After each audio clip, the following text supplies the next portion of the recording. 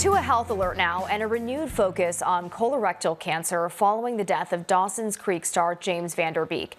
The 48-year-old actor died after his battle with the disease last week. We also learned that rectal cancer was the underlying cause of death for actress Catherine O'Hara, who died of a pulmonary embolism last month.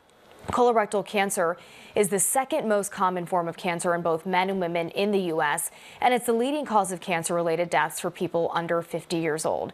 Joining me now for more is Dr. Matthew Kalady, the director of colorectal surgery at Ohio State University's James Cancer Hospital and Solove Research Institute. Dr. Kalady, thank you so much for joining us. So let's start with some definitions here. Many people are familiar with the term colon cancer, but maybe not so much with rectal cancer. So is colorectal cancer an umbrella term, or are they meaningfully different? Well, it is an umbrella term in that the colon and rectum are one continuous organ, the rectum being the last part of the colon where things exit from that area. It's a little bit of a distinction because it's treated a little bit differently. And some of the outcomes and the way we approach it, both from a radiation oncology, chemotherapy, and surgery, is all slight different. But yes, overall, it is one disease. So how treatable is it when it's caught early?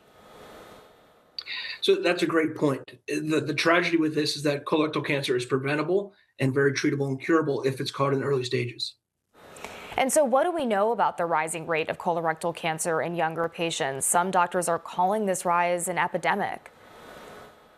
Sure, it's truly alarming. I see people in my clinic every week in their 30s and 40s with new diagnoses, people that you would never expect this to happen in.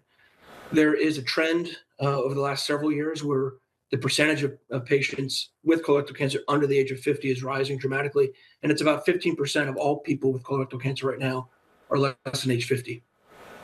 So colorectal cancer, as you just said, is the second most common cancer in the U.S. Is it preventable, and what can people do to lower their risk?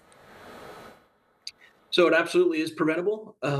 It's challenging to do that. To lower your risk, I think there's some modifiable things to do and things that you don't have any control over.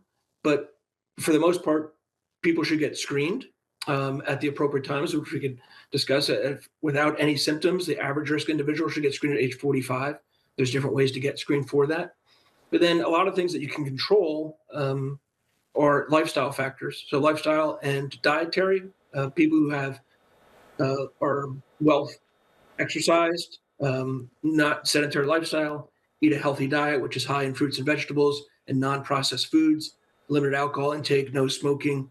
All those factors contribute to the development of colorectal cancer. So some general common sense rules about how to have a healthy life apply to decreasing your colon cancer risk also. All right, Dr. Matthew Kalady, thanks so much.